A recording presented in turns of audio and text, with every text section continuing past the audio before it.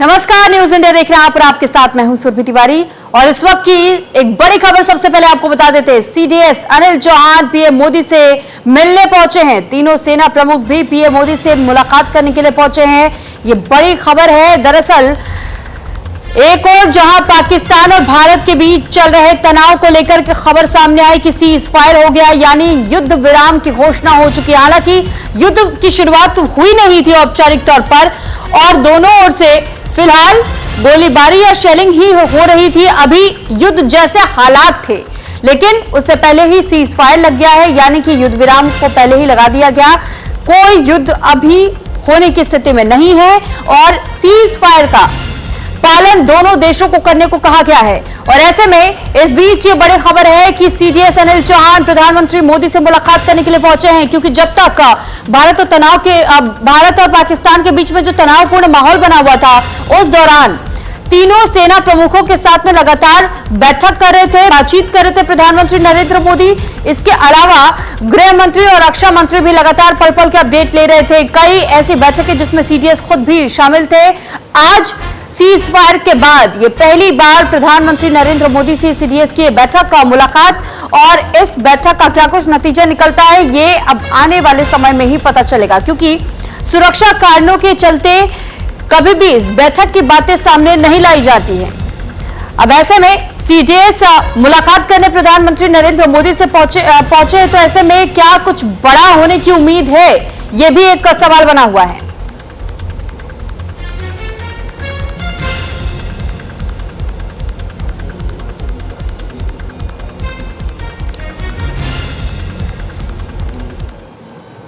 तो वहीं cease fire के बाद से स्थिति सामान्य है। सीमावर्ती इलाकों में स्थिति सामान्य है। कई शहरों से आई सुबह की तस्वीरें। सीज फायर के बाद से स्थिति इस वक्त सामान्य नजर आ रही है, क्योंकि इस वक्त ना तो आसमान में ड्रोन उड़ते हुए दिखाई दे रहे, ना ही हमारे एयर डिफेंस सिस्टम को इस वक्त जरूरत पड़ रही है किसी भी ड्रोन को मार गिराने की, और ना सीमावर्ती इलाकों से किसी प्रकार की कोई गोलीबारी या धमाके की खबरें मिल रही हैं। सीमावर्ती राज्यों के कई शहरों से आज सुबह की जो तस्वीरें सामने आई है, हम आपको वो तस्वीरें भी दिखा रहे हैं। और इन तस्वीरों के जरिए आप समझ सकते हैं कि इस वक्त माहौल जो तनावपूर्ण कल तक था, वो आज थोड़ा संयमित और शांत नजर आ रहा है। आज बीते कल के मुकाबले स्थिति इस वक्त सामान्य है, यानी अपनी दिनचर्या में लोग मशगूल हैं और साथ ही अपने अपने कार्यों को कर रहे हैं। तो फिलहाल इस वक्त मामला शांत है, क्योंकि बीते कल तक आपने देखा कि किस तरह रह रह करके गोलीबारी की आवाजें भी सुनाई दे रही थी, कई जगहों पर धमाके की आवाजें भी आ रही थी, ड्रोन को भी आसमान में उड़ते हुए देखा जा रहा था।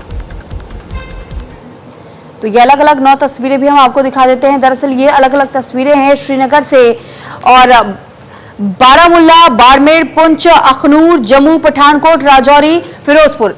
दरअसल ये मिली जुली तस्वीरें हैं। जम्मू कश्मीर से भी सामने आई है, पंजाब से भी सामने आई है, और गुजरात की भी कुछ तस्वीरें। तो फिलहाल ये अलग अलग जगहों की तस्वीर हम आपको दिखा रहे हैं, क्योंकि गुजरात हो, पंजाब हो, जम्मू कश्मीर हो, इन तीनों राज्यों के एक सीमा से जुड़ी हुई कुछ ऐसे इलाके हैं जो कि बिल्कुल आसपास में हैं, यानी जो एलओसी के पास में भी कुछ गांव बसे हुए हैं, वहां पर भी लोगों में डर और खौफ का माहौल था। यहां तक कि कुछ तस्वीर तो श्रीनगर से भी बीते कल सामने आई थी, और यह कहा जा रहा था कि लाल चौक पर भी लोगों ने ड्रोन को उड़ते हुए देखा है। उस दौरान भी श्रीनगर में बैक टू बैक कई धमाकों की खबरें भी सुनी गई थी, लेकिन यह बताया गया था कि दरअसल उन ड्रोन्स को इंटरसेप्ट किया गया था, उसी धमाके की आवाज थी।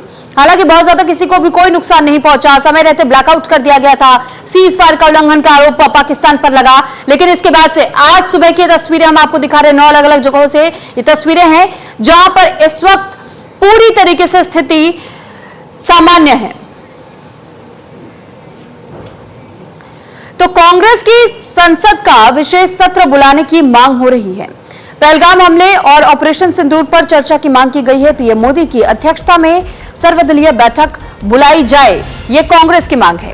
कांग्रेस ने संसद का विशेष सत्र बुलाने की भी मांग की है। सोशल मीडिया एक्स पर पोस्ट करते हुए ये मांग अपनी रखी गई है। कांग्रेस की ओर से संसद में पहलगाम हमले और ऑपरेशन सिंदूर को लेकर के विपक्ष इस वक्त चर्चा करना चाह रहा है, और इसी के तहत में प्रधानमंत्री नरेंद्र मोदी की अध्यक्षता में सर्वदलीय बैठक बुलाने की भी मांग कांग्रेस की ओर से की गई है। कांग्रेस ने सोशल मीडिया पर पोस्ट करते हुए इस बात की जानकारी दी है कि उम्मीद उन्होंने लगाई है कि उनकी बात को सुना जाएगा। प्रधानमंत्री नरेंद्र मोदी की अध्यक्षता में सर्वदलीय बैठक होगी जिसमें कि उन्हें ऑपरेशन सिंदूर से जुड़ी तमाम जानकारियां साझा की जाएंगी और साथ ही साथ जो सीज फायर हुआ है, सीज फायर को लेकर भी और जो पहलगाम हमला हुआ था उसमें अब तक के क्या कुछ अपडेट्स है, क्योंकि आज ही सुबह ये खबर सामने आई थी कि कई ऐसे इन्वेस्टिगेशन टीम पहलगाम पहुंची जहां पर इन्वेस्टिगेशन जारी है कि जो स्थान था जहां पर वो हमला हुआ था, कौन से वो मुख्य पॉइंट्स हो सकते हैं जहां से इन टेररिस्ट ने एंट्री करने का प्रयास किया होगा और फिर जिस तरह आम लोगों को वहां शिकार बनाया गया, तो ये कैसे पूरी प्लानिंग हुई होगी उसे समझने के लिए वहां आज एक जांच टीम भी भेजी गई थी। हालांकि अब इसी मामले को लेकर अपडेट जानने के लिए पहलगाम हमले को लेकर अब कांग्रेस चाहती है कि अब तक जो बदला लिया ऑपरेशन सिंदूर के जरिए और जो पहलगाम में हमला हुआ था, इन दोनों वाक्यों को लेकर के सर्वदलीय बैठक बुलाई जाए जिसकी अध्यक्षता खुद प्रधानमंत्री मोदी करे और एक एक डिटेल विपक्षी दलों को भी मिलनी चाहिए, क्योंकि सवाल किसी भी पक्ष का नहीं है, यानी ना तो सत्ता पक्ष ना विपक्ष, लेकिन यह मुद्दा है भारत से जुड़ा हुआ और जब बात पूरे भारत की आती है तो सभी दल एक होते हैं।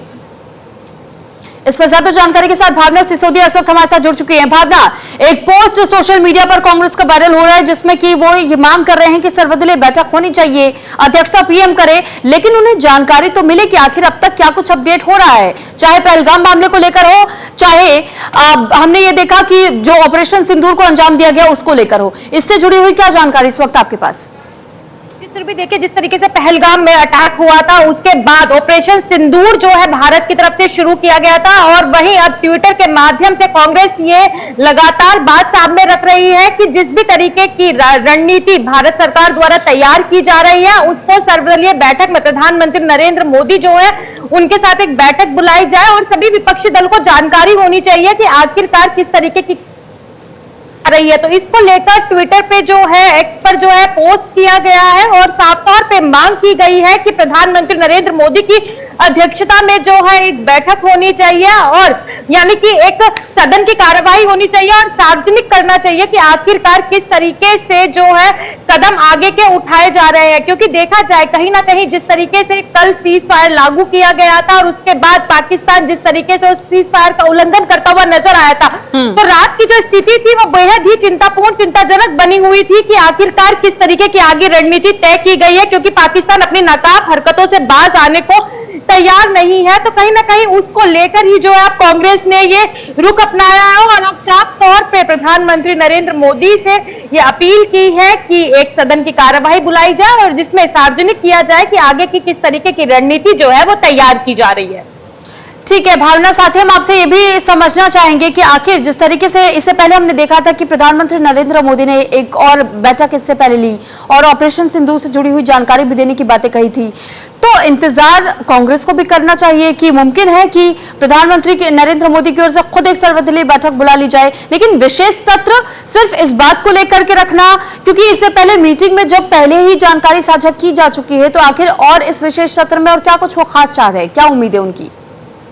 फिर भी देखिए, कहीं ना कहीं कांग्रेस के मन में तमाम सवाल है, तो शायद उसको लेकर जो है सर्वदलीय बैठक बुलाने की बात जो है कांग्रेस की तरफ से की जा रही है। लेकिन अगर प्रधानमंत्री नरेंद्र मोदी और भारत सरकार की बात की जाए तो वो पूरी तरीके से पाकिस्तान के जो नाकाब हरकत है उनका करारा जवाब देने के लिए तैयार बैठी हुई है। क्योंकि देखा गया था जिस तरीके से लगातार पिछले 2 दिनों से एक वॉर जारी था, उसकी जवाबी कार्यवाही करते हुए भारत सेना जो है वो नजर आ रही थी। वहीं अगर देखा जाए प्रधानमंत्री नरेंद्र मोदी के आवास पर लगातार सेना के तीनों प्रमुखों के साथ जो है बैठक चल रही है कि अगर दोबारा से पाकिस्तान अपनी नकाब हरकतें करता हुआ नजर आता है, दोबारा भारत के ऊपर हमला करता हुआ नजर आता है, जैसे कि कल रात को घटनाक्रम देखा गया, राजस्थान की बात की जाए या फिर श्रीनगर की बात की जाए, तो जिस तरीके से ड्रोन कार्रवाई होती हुई नजर आई थी, अगर इस तरीके की स्थिति दोबारा बनती है तो भारत सरकार साफ तौर पर कह चुकी है कि पाकिस्तान जवाबी कार्रवाई करती हुई नजर आते, भारत सरकार भी शांत बैठती हुई नजर नहीं आएगी और उसका करारा जवाब अब भारत सरकार देने को तैयार है। तो कहीं ना कहीं प्रधानमंत्री नरेंद्र मोदी हर तरीके से बैठकों का दौर जारी रख रहे हैं, सेना के तीनों प्रमुखों के साथ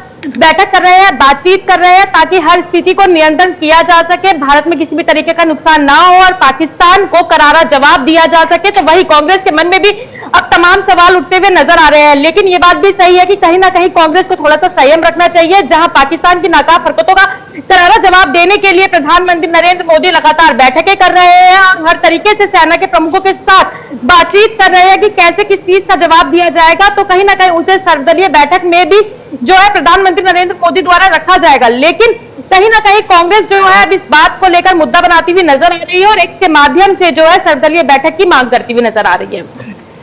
ठीक है भावना, बहरहाल हमने ये भी देखा है कि कांग्रेस की ओर से जब सीज फायर हुआ था तो कुछ ऐसे नेता थे जिन्होंने इसका स्वागत किया था, लेकिन इंडिया अलायंस में हो चाहे कांग्रेस में ही कुछ ऐसे नेता भी रहे थे जिन्होंने ये भी सवाल उठाया था कि ये अच्छा मौका था, इन्हें सबक सिखाया जा सकता था। इंदिरा गांधी के कार्यकाल को याद किया गया था कि एक वक्त वो भी हुआ करता था जब इंदिरा गांधी ने भी सबक सिखाने का काम किया था, लेकिन इस तरह बीच युद्ध जैसी स्थिति से पीछे हटना ये कहां तक मुनासिब समझा जाए, इसको लेकर भी सवाल खड़े किए गए थे।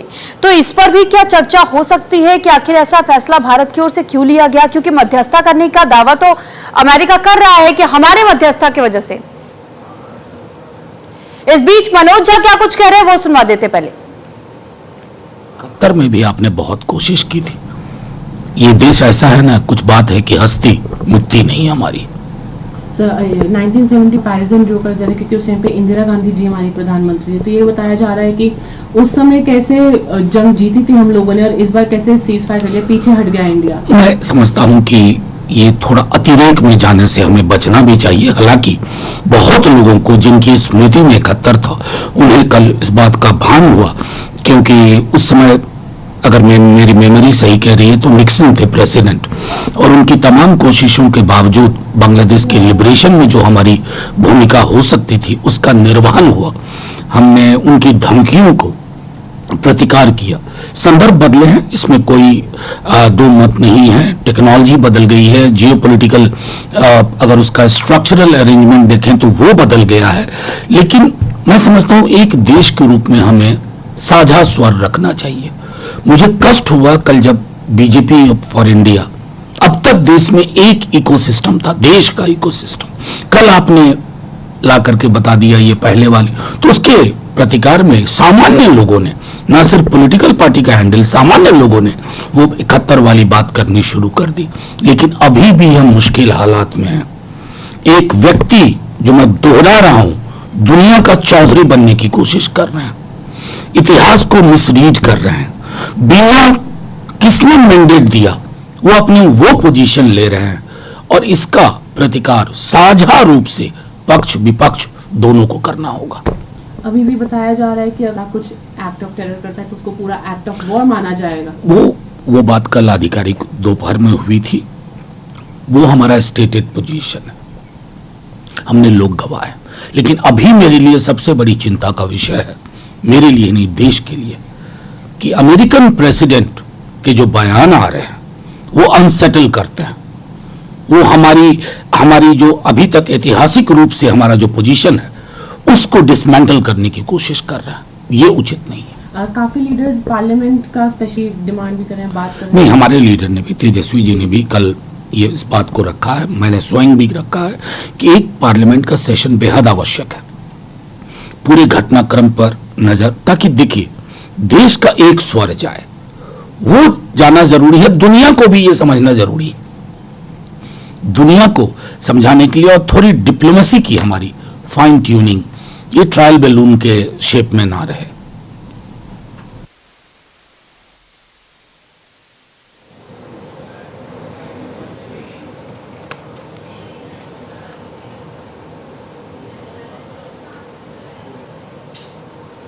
तो वहीं भारतीय सेना के पराक्रम पर गजेंद्र सिंह शेखावत ने यह कहा है कि भारत की सेनाओं ने पाक को मुंहतोड़ जवाब दिया है और भारत की सैन्य क्षमता की एक नई पहचान बनी है। केंद्रीय मंत्री गजेंद्र सिंह शेखावत ने कहा है कि आतंकवाद को समाप्त करने की जो हमारी प्रतिबद्धता है उससे समझौता किए बिना भारत की सेनाओं ने पाकिस्तान को मुंहतोड़ जवाब दिया है। देश की जनता की अपेक्षाओं के अनुरूप सेना ने अद्भुत शौर्य और पराक्रम का प्रदर्शन करते हुए अब तक जो कार्रवाई की है उससे भारत की सैन्य क्षमता की एक नई पहचान पूरे विश्व में बनी है।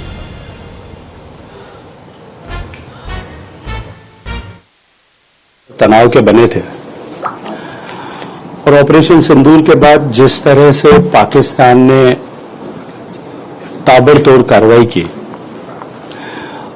आतंकवाद के विरुद्ध जो हमारा युद्ध है और आतंकवाद को समाप्त करने का जो हमारा कमिटमेंट है, उससे 1% भी समझौता किए बिना भारत की सेनाओं ने मुंह तोड़ जवाब पाकिस्तान की हर नापाक हरकत का दिया। भारत के डिफेंस सिस्टम ने पिछले 5 दिन में ऑपरेशन सिंदूर के इस कालखंड में अपनी प्रामाणिकता, अपनी सिद्धस्ता दोनों को विश्व के पटल पर प्रूव किया है। इस तरह के हालात सीमा पर तनाव के बने थे और ऑपरेशन सिंदूर के बाद जिस तरह से पाकिस्तान ने ताबड़तोड़ कार्रवाई की, आतंकवाद के विरुद्ध जो हमारा युद्ध है और आतंकवाद को समाप्त करने का जो हमारा कमिटमेंट है, उससे 1% भी समझौता किए बिना भारत की सेनाओं ने मुंह तोड़ जवाब पाकिस्तान की हर नापाक हरकत का दिया। भारत के डिफेंस सिस्टम ने पिछले 5 दिन में ऑपरेशन सिंदूर के इस कालखंड में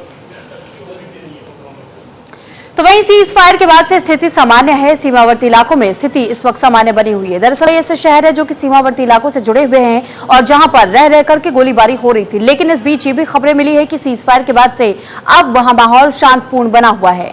यानी सुबह की ये तस्वीरें जो सामने आई हैं, ये तस्वीरें भी हम आप तक पहुंचा रहे हैं। सुबह की ये तस्वीर बताई जा रही है और आज इस वक्त कई सीमावर्ती इलाकों में शांत माहौल देखने को मिल रहा है। इस पर ज्यादा जानकारी के साथ दीपांकर गुप्ता हमारे साथ जम्मू से जुड़ चुके हैं। दीपांकर, आज की तस्वीर जम्मू कश्मीर की अगर बात करें तो कैसी दिखाई देती है? जम्मू भी और कश्मीर भी क्या शांत है?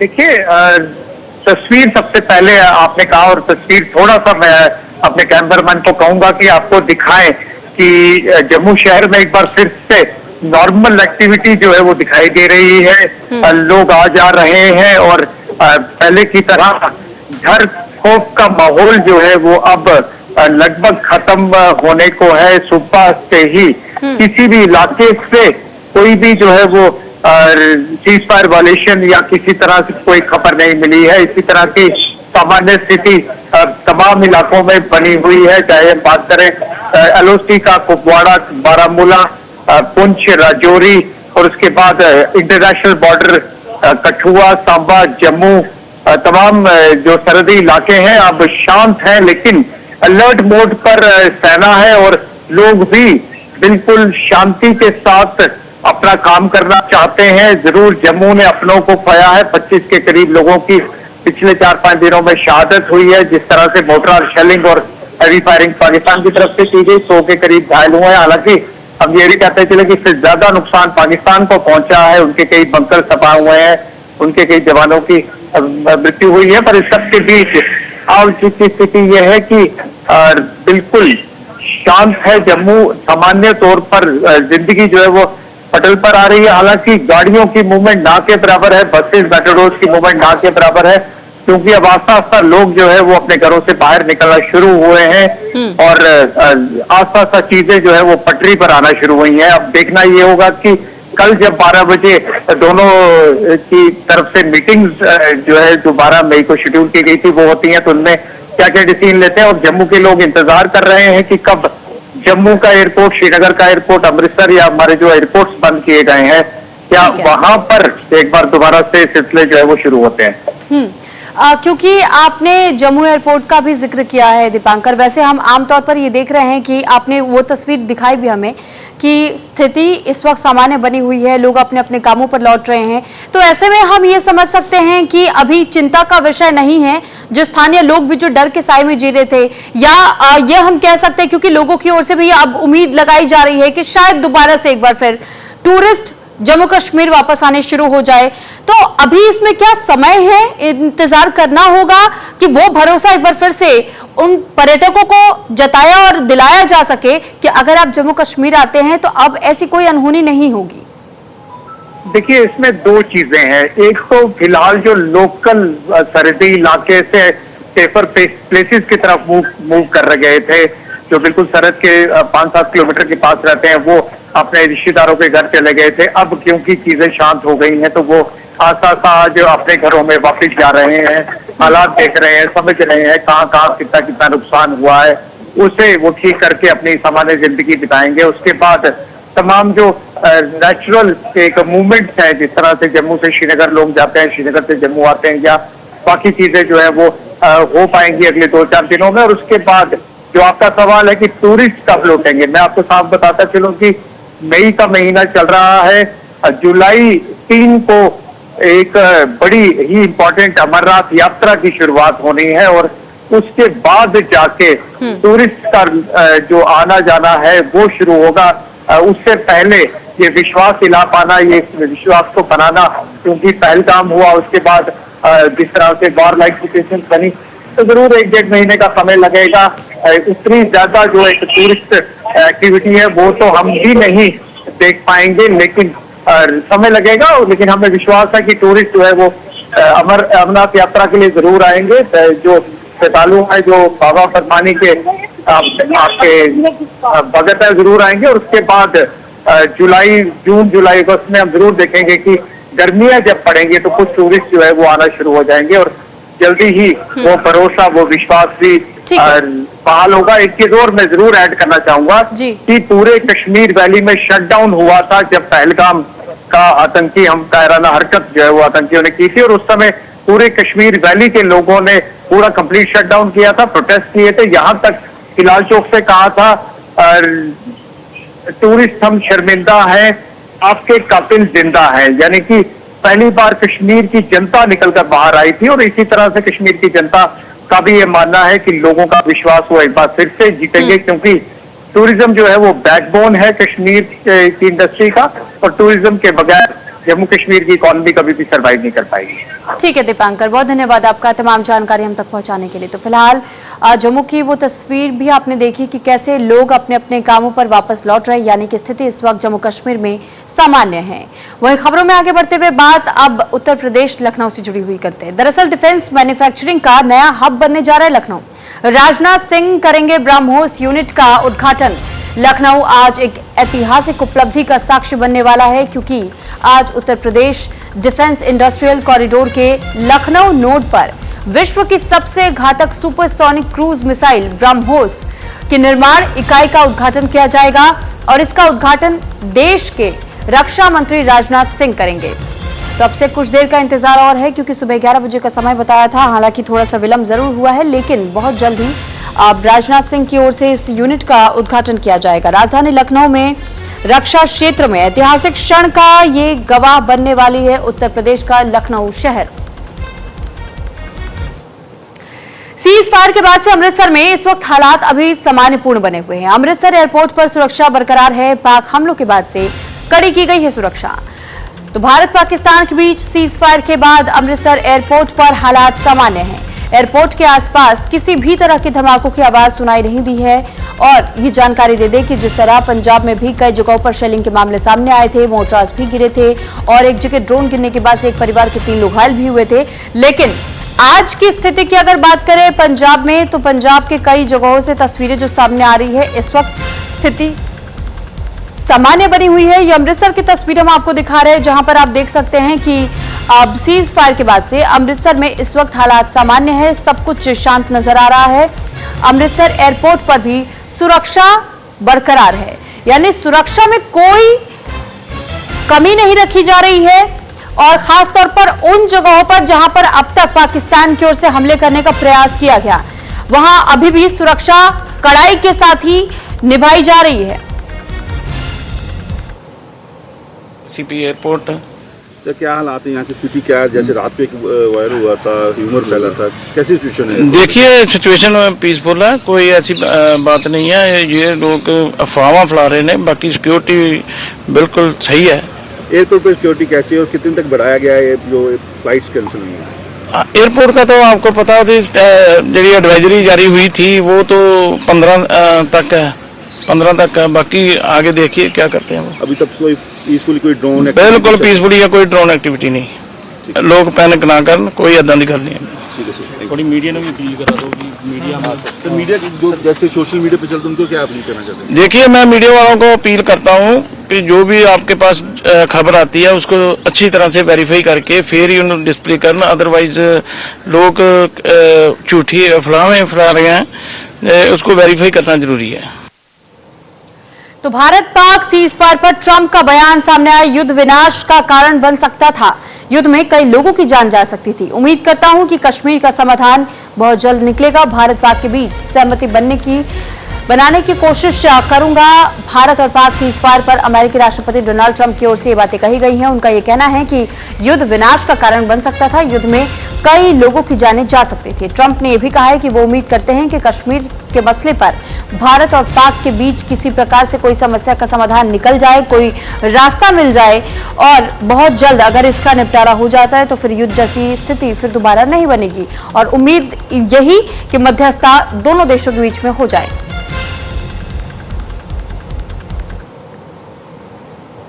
इसी के साथ यहां रुक रहे एक छोटे से ब्रेक के लिए।